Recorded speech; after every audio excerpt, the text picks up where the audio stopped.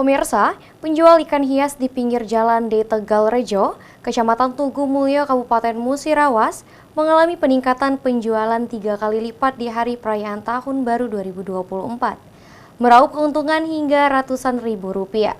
Di hari perayaan Tahun Baru, pedagang ikan hias di pinggir jalan di Tegalrejo, Kecamatan Tugu Mulyo, Kabupaten Musirawas, mengalami peningkatan penjualan 3 kali lipat di hari perayaan Tahun Baru 2024 dibandingkan dengan hari biasanya. Keindahan dan keunikan ikan yang ditawarkan berhasil memikat hati para penggemar ikan hias. Suhar, sebagai pemilik usaha, merasa senang dan bersyukur pelanggannya yang meningkat. Pedagang ikan hias Suhar mengatakan, ikan hias yang dijual berbagai macam jenis, dengan harga Rp10.000 per kemasan kantong plastik.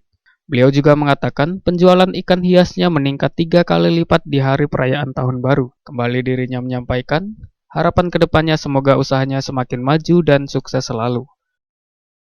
Ada jenis apa misalnya? Oh, macam-macam Pak, ada troman, ada ikan koki, ada ikan layang-layang, ikan cupang, ini ikan bedang, ini ikan moli Pak.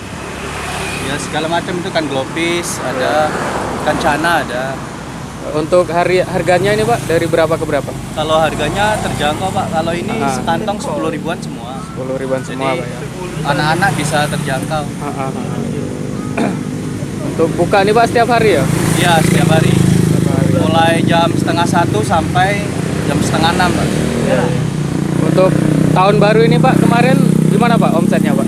Apakah ada? Alhamdulillah 3 kali lipat dari jualan sehari-hari. Iya. Berapa Pak kira-kira Pak kemarin? Kemarin bisa dapat 750 Pak. 700.